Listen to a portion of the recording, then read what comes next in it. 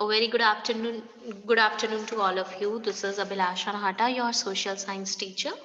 Today we are going to start our new chapter of your history book, that is the Mughal Empire, one of the very interesting chapter. Okay, so class, you all are very much aware, and you all are like you all have listened the stories of Akbar and Mughals, etc., etc., in your in your lifetime. Okay, so this chapter Mughal empire starting कहाँ से हुई इनकी, ठीक है, कि कहाँ से आए उनके जो क्या बोलते हैं सक्सेसर्स कौन थे या फिर डिसेंडेंट्स कौन थे, इनकी एंट्री कहाँ से हुई, कैसे इन्होंने कैप्चर किया, क्या पॉलिसीज थी, अप्रोक्सीमेटली हम ये सारी चीजें पढ़ने वाले हैं। Mughal empire one of the largest empire जो इंडिया में काफी टाइम तक उन्होंने रूल भी किया था, ठीक है। So the Mughal empire ruling as a large territory as the Indian subcontinent with such a diversity of people and culture was an extremely difficult task for any ruler to accomplish in the Middle Ages. Quite in contrast to their predecessors, the Mughals created an empire and accomplished what had hitherto seemed possible for only short periods of time. From the latter half of the 16th century, they expanded their kingdom from Agra and Delhi, until in the 17th century they controlled nearly all the subcontinent. They imposed structures of administration and ideas of governance that outlasted their rule, leaving a political legacy that succeeding rulers of the subcontinent could not ignore. Okay, today the Prime Minister of India addressed the nation on the Independence Day from the ramparts of the Red Fort.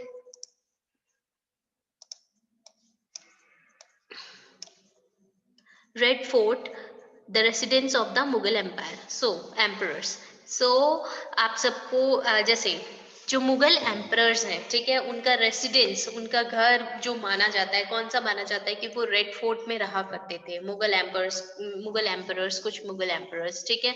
और आज के time पे जो हमारे prime minister है, independence day पे या Republic day पे कहाँ पे एड्रेस करते हैं हम सबको, ये रेड फोर्ट के रैम्पर्ट्स में, मतलब रेड फोर्ट में खड़े होके हमें उसको एड्रेस करते हैं अपनी पूरी कंट्री को, ठीक है।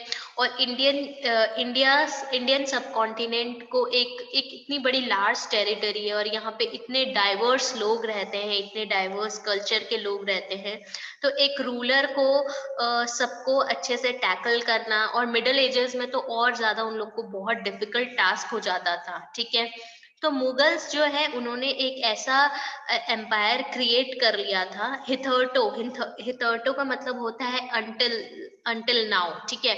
मुगल्स ने एक ऐसा बहुत ही शॉर्ट पीरियड ऑफ टाइम में उन्होंने एक ऐसा एम्पायर स्टैब्लिश कर लिया था, जिससे कि वो क्या कर सकते थे, वो लोगों को उन्होंने अच्छे से रूल करना उन्होंने स्टार्ट कर दिया था। उन्होंने बहुत से ऐसे एडमिनिस्ट्रेशन के स्ट्रक्चर्स बना दिए थे, गवर्नेंस कैसे गवर्न करना है लोगों को, कि उनका रूल जो है बहुत काफी लंबे टाइम तक चला। उनकी जो पॉलिटिकल लेगेसी थी वो डिफरेंट थी, ठीक है। उन्होंने जो रूलर्स आने वाले थे उनको कभी इग्नोर नहीं किया।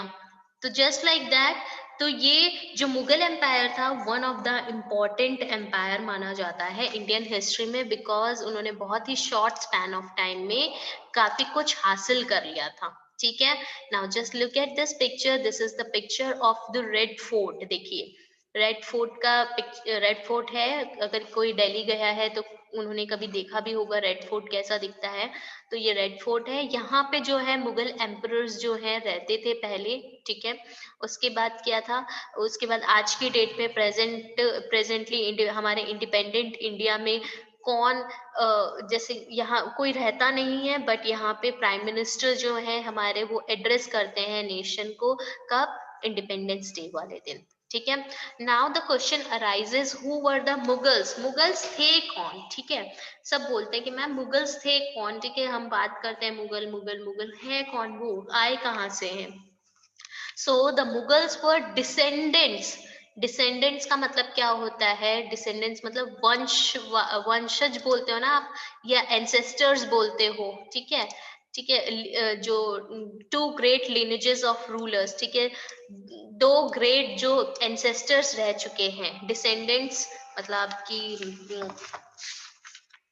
ऐसे लोग, मतलब कि दो ग्रेट जो एंसेस्टर्स रह चुके हैं, गेंजीस खान और एक जो है तिमरुद, उनके जो वंश हैं, ठीक है, उनके जो आगे की जो जनरेशन है, ठीक है, आप उस जनरेशन को, फ्यूचर जनरेशन को आप बोल सकते हो डिसेंडेंट्स, ये रहे, ठीक है। From their mother side they were descendants of Genghis Khan, ठीक है।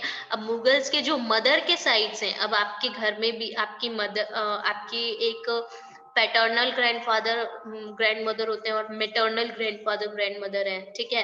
अब मेटर्नल कौन है? जो आपके मम्मी के साइड, जिसको आप नानी का घर, नानी बाड़ी ऐसे भी बोलते हो, और फादर साइड का घर, जो दादा का घर, दादा बाड़ी ऐसे बोलते हो। तो जो मदर के साइड से थे वो किसके डिसेंडेंट थे? गेंजीस खान के। वो कब डाइड, कब मरे थे वो, इनकी डेथ कब हुई थी? 1227 में। वो एक मंगोल रूलर थे, मंगोलिया आपने सुना होगा, मंगोल रूलर थे, जिन्होंने चाइना और सेंट्रल एशिया का मोस्टली पार्ट जो है रूल किया था, ठीक है, मुगल्स। अब मुगल्स जो है, उनके फादर साइड से वो किसके सक्सेसर्स रहे थे? तैमूर के, ठीक है, जो 1404 में 1404 में उनकी क्या है, डेथ हो गई थी, ठीक है। द रूलर ऑफ, वो ईरान, इराक और मॉडर्न डे टर्की के वो रूलर रह चुके हैं। However, Mughals did not like to be called Mughal or Mongol. अब क्वेश्चन अराइज होता है, एक क्वेश्चन है कि मुगल्स जो हैं अपने आप को मुगल बोलना या मंगोल बोलना इतना पसंद नहीं करते थे। क्यों, ऐसा क्यों हुआ? क्योंकि जो गेंजीस खान थे, उनकी जो मेमोरी थी, ठीक है, उनको was associated with the massacre of innumerable people. अब मैस्केयर क्या होता है? जब बहुत सारे लोगों की डेथ हो जाती है, the killing of large number of people, that is known as massacre, ठीक है। तो गेंजिस खान के मेमोरी में बहुत सारे लोगों की जो हत्या हुई हुई थी, डेथ्स हुई हुई थी, वो बहुत ही बुरी कंडीशन में, इन्यूमरेबल पीपल, बहुत सारे लोगों की जो डेथ्स है उन्होंने, उनके दिमाग में रहती थी। तो और वो किसके वजह से हुई थी? मंगोल्स के वजह से हुई थी। मंगोल्स ने बहुत सारे लोगों को मार दिया था, तो इसलिए उनको जो है, मुगल्स जो है अपने आप को मंगोल या मुगल्स कहलाना पसंद नहीं करते थे। It was also linked with the Uzbeks, Uzbeks हो गए, मंगोल कॉम्पिटिटर्स हैं, ठीक है, इनसे भी कुछ कुछ उनका लिंक था। Now on the other hand,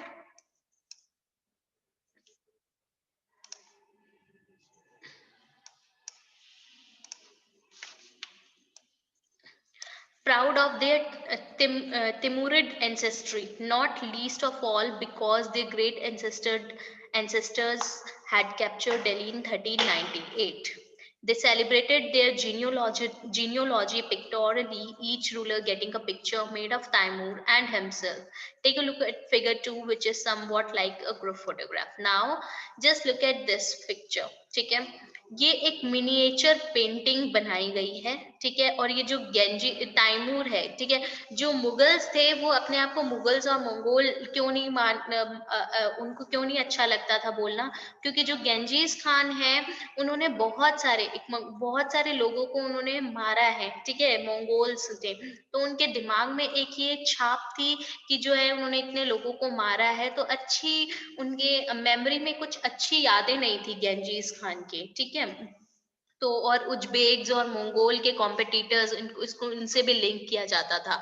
तो मुगल्स जो थे तैमूर को बहुत पसंद करते थे, ठीक है, और तैमूर एंसेस्ट्री में, और हर एक मुगल ने तैमूर के साथ ना ऐसे ना तैमूर को इमेजिन करते हुए अपनी पिक्चर बनाई गई है। तो एक ये ग्रुप पिक्चर देखिए, ये जो बीच में बैठे हुए हैं ना, वो तैमूर हैं, ठीक है, और ऑन हिज राइट, उनके राइट में ये वाले जो आप पर्सन देख रहे हो, जस्ट वेट, ये जो पर्सन आप देख रहे हो ये कौन है? ये है मुगल, फर्स्ट मुगल एम्परर मीरान शाह, ठीक है, ग्रेट ग्रेट ग्रैंडफादर थे बाबर के ये। उसके बाद उनके साथ कौन बैठे हैं? आबू सैद। आबू सैद कौन है? बाबर्स ग्रैंडफादर, बाबर के जो दादा हैं, उनकी यहाँ पे उनको बैठाया गया है। अब उनके लेफ्ट में कौन है, देखिए उमार शेख जो बाबर के फादर हैं, ठीक है। और फिर सुल्तान मोहम्मद मिर्जा, बाबर्स ग्रेट ग्रैंडफादर, ये ग्रेट ग्रैंडफादर है बाबर के। Shah Jahan are the third, sorry, Mughal emperors Babur, Akbar and Shah Jahan, Babur, Akbar and Shah Jahan, ठीक है। एंड तैमूर के राइट में कौन कौन थे, हुमायूं, जहांगीर एंड औरंगजेब। तो ये देखिए, अब देखिए ये इतनी बड़ी जो इनकी एंसेस्टर की जो लीनेज थी, अब ये इस टाइम तक तो सबके सब तो साथ में नहीं रह सकते हैं ना, इतने साल, 100-200 साल तो वो जी नहीं सकते, उनकी लाइफ, इतना लाइफ स्पेन नहीं होता है।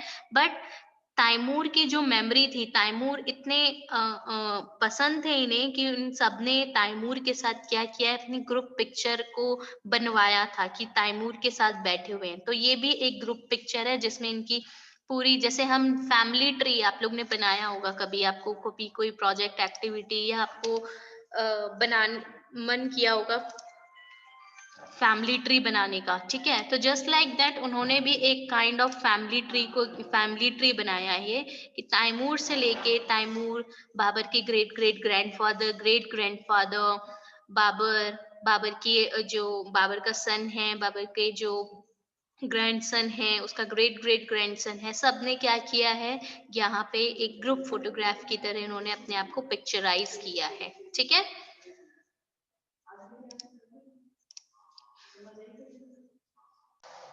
So now your next topic is Mughal military campaigns. अब मुगल्स के military campaigns कैसे थे? As you all know, Babar जो हैं हमारे जो फर्स्ट मुगल एम्परर हैं, ठीक है, उन्होंने 1526 में इब्राहिम लोदी को, जो दिल्ली सल्तनत, आपने इससे पहले वाला चैप्टर पढ़ा है, उसमें पढ़ा है आपने, इब्राहिम लोदी को battle of Panipat, battle of Panipat में उन्होंने क्या किया है, उन्होंने उस इब्राहिम लोदी को हराया है। उसके बाद 1526 से 1530 तक बाबर ने क्या किया है, इंडिया में रूल किया है। उन्होंने अपना फेर गहाना, ठीक है, ये आपका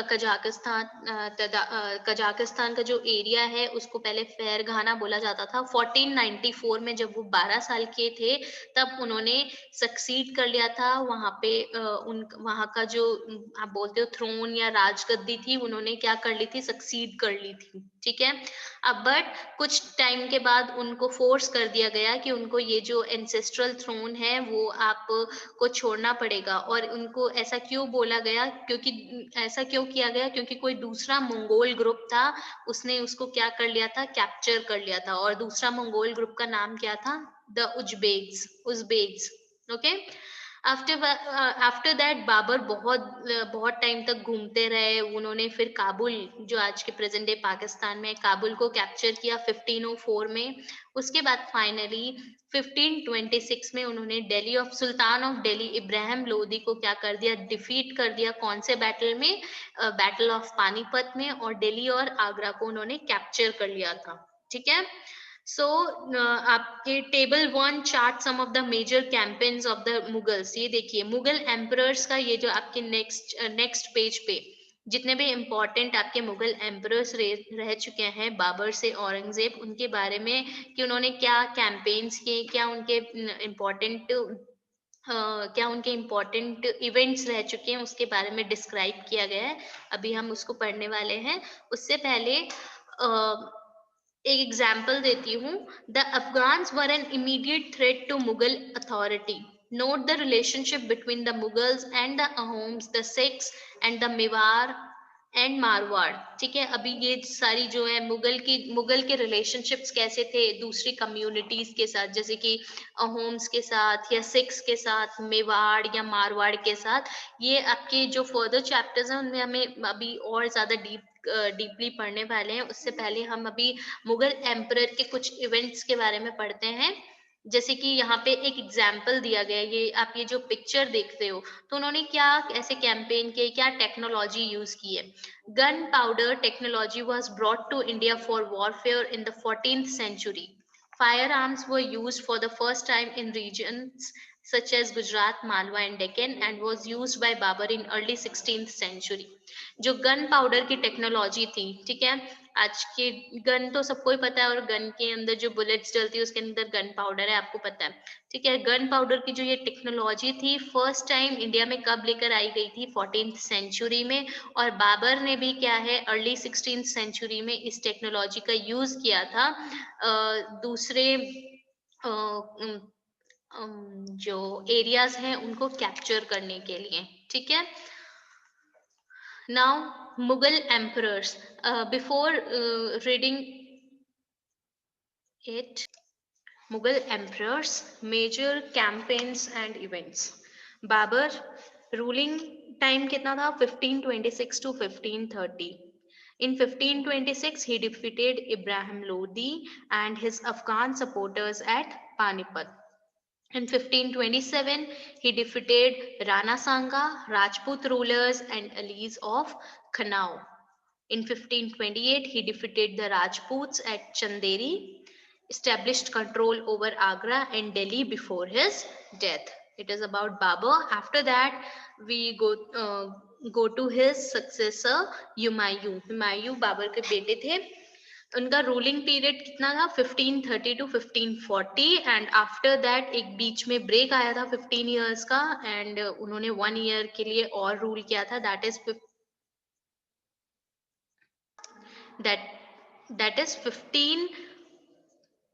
1555 to 1556. Okay, so Humayun divided his inheritance according to the will of his father. His brother were each given a province. The ambition of his brother Mirza Kamran weakened Humayun's cause against Afghan competitors. Sher Khan defeated Humayun at Chausa in 1539 and Kannauj in 1540, forcing him to flee to Iran. Now just look at this. Humayun ने बाबर की एक जो inheritance थी, जो भी उनके inherit will power थी या विल थी, उसके अकॉर्डिंग उन्होंने क्या किया था? हर एक प्रोविंस मतलब आप समझ लो हर एक स्टेट समझ लो, ठीक है। हर एक प्रोविंस बाबर जैसा चाहते थे, उनके अकॉर्डिंग उनके उनके ब्रदर्स के नेम पे कर दी थी, ठीक है। जो अफगान कॉम्पिटिटर्स थे, अब हुमायूं के जो आप बोल सकते हो कि हुमायूं को डिफीट अफगान कॉम्पिटिटर्स ने जब डिफीट किया था, उसका one of the major cause था उनके ही खुद के ब्रदर मिर्जा कमरान जो थे, उनकी वजह से वो डिफीट किए गए थे। शेर खान ने हुमायूं को चौसा में, बैटल ऑफ चौसा में क्या है, डिफीट किया 1539 में, और 1540 में कन्नौज में, ठीक है। और उनको फोर्स कर दिया कि आप ईरान में क्या है, फ्ली कर दीजिए, मतलब ईरान चले जाइए।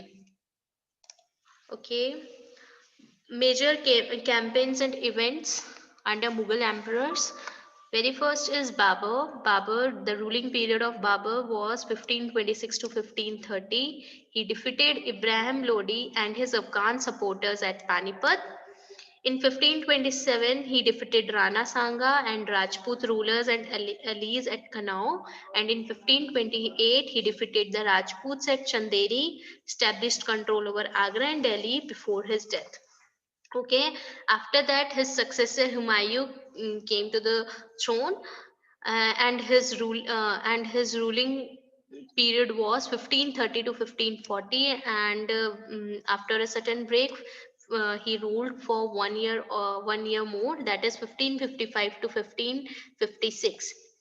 Humayun divided his inheritance according to the will of his father. His brothers were each given a province. The ambition of his brother Mirza Kamran weakened Humayun's cause against Afghan competitors. Sher Khan defeated Humayun at Chausa in 1539 and Kannauj in 1540, forcing him to flee to Iran. Now, Humayun जो है उनके father के will के according उन्होंने अपने हर एक brother को एक प्रोविंसेस जो है दे दी थी। प्रोविंसेस का मतलब आप स्टेट समझ लीजिए, एक एक स्टेट उन्होंने क्या कर दिया था, अपने ब्रदर्स को दे दी थी। अब जो हुमायूं के जो ब्रदर थे मिर्जा कमरान, उन्होंने अफगानी कॉम्पिटिटर्स के साथ चले गए थे, और इससे हुमायूं की जो पावर थी वो थोड़ी कम हो गई थी। जो शेर खान थे, उन्होंने हुमायूं को बैटल ऑफ चौसा 1539 में डिफीट किया। उसके बाद 1540 में कन्नौज में उनको हरा दिया था। और इस वजह से क्या हुआ, उनको फोर्स किया गया कि आप जो है ईरान चले जाइए, ठीक है। और ये जो ईरान चले जाइए, तो वो 1540 में ईरान चले गए थे। In Iran, Humayun received help from Safavid Shah. He recaptured Delhi in 1555 but died the next year after an accident in this building. अब जो हुमायूं हैं, उन्होंने साफाविद शाह की हेल्प से क्या किया, दिल्ली को रिकैप्चर किया 1555 में। बट नेक्स्ट ईयर ही एक स्टेयर केस एक्सीडेंट हो गया था, ठीक है। वो सीढ़ियों से गिर गए थे और उस वजह से उनकी डेथ हो गई थी। और ये जो आप पिक्चर देख रहे हो यहाँ पे, ये पिक्चर है हुमायूं टॉम की, जो दिल्ली में है, ठीक है। नेक्स्ट है उनके सक्सेसर अकबर। उनका जो रूलिंग पीरियड था 1556 से 1605 तक रहा है। Akbar was 13 years old when he became emperor. His reign can be divided into three periods: 1556 to 1570, 1570 to 1585, and after that 1585 to 1605. देखिए, 1556 to 1570, Akbar became independent of the regent Bairam Khan and other members of his domestic staff. Military campaigns were launched against the Suris and other Afghans, against the neighboring kingdoms of Malwa and Gondwana, and to suppress the revolt of his half brother Mirza Hakim and the Uzbeks. In 1568, the Sisodia capital of Chittor was seized, and in 1569, Ranthambore. अब देखिए, जो अकबर थे, only 13 years के थे जब वो राजा बने थे, ठीक है। और वो बैरम खान की हेल्प के वजह से क्या है, और भी उनके जो डोमेस्टिक स्टाफ थे या और भी जो मेंबर्स थे, उनकी हेल्प की वजह से उन्होंने काफी मिलिट्री कैंपेन्स को लॉन्च किया था। उन्होंने सूरीज और अफगानीज के अगेंस्ट में काफी कैंपेन्स लड़े। मालवा गोंडवाना को उन्होंने कैप्चर किया, ठीक है। उसके बाद 1568 में जो चित्तौड़ है, उन्होंने सीज कर लिया था, कैप्चर कर लिया था। और 1569 में उन्होंने रणथंभौर को भी कैप्चर कर लिया था with the help of Bairam Khan and other members. अब जो सेकेंड पीरियड है, वो है 1570 to 1585। Military campaigns in Gujarat were followed by campaigns in the east in Bengal, Bihar, and Odisha. These campaigns were complicated by 1579 to 1580 revolt in support of Mirza Hakim. Gujarat, उसके बाद बिहार, बंगाल और उड़ीसा में उन्होंने military campaigns लगाए, मतलब उन्होंने capture किया इन सारी जगहों को। उसके बाद बट 1579 1580 में कुछ कॉम्प्लिकेशंस आए, बट वो कॉम्प्लिकेशंस जो आए थे, जो प्रॉब्लम्स अराइज हो रही थी, मिर्जा हाकिम के सपोर्ट से उन्होंने उस रिवॉल्ट को क्या किया, जीत लिया। जो नेक्स्ट पीरियड है आपका अकबर का 1585 से 1605 तक था। इस टाइम पे जो अकबर का एम्पायर था, बहुत ज्यादा एक्सपेंड हो गया था। बहुत सारे आपके कैंपेन्स को लॉन्च किया गया था नॉर्थ वेस्ट इंडिया में। कांधार को सीज कर लिया गया था। जो साफाविद्स थे, ठीक है, वो पहले कांधार रीजन को क्या कर रहे थे, रूल कर रहे थे। तो साफाविद से कांधार को सीज कर लिया उन्होंने। कश्मीर को उन्होंने अपने अंदर ले लिया। काबुल को अपने अंदर ले लिया था मिर्जा हाकिम की डेथ के बाद। Campaigns in the Deccan started and Berar, Khandesh and parts of Ahmednagar were annex. ये सारी पार्ट्स को इन्होंने क्या किया है, कैप्चर कर लिया है। And in the last years of this reign, Akbar was distracted by the rebellion of Prince Salim, the future Emperor Jahangir. और अपने लास्ट जो उनका रेन का लास्ट टाइम था, ठीक है, उनका रूलिंग का जो लास्ट टाइम था, उसके बाद वो प्रिंस सलीम जो जहांगीर थे, उनसे उनकी कुछ रिबल हो गई थी, और इससे डिस्ट्रैक्ट होते हुए इसके बाद उन्होंने क्या है, कैंपेन्स नहीं लड़ पाए और उनकी डेथ हो गई थी। So class, this is all about today. In our next class, we will discuss about Jahangir, Shahjahan and Aurangzeb and other part of this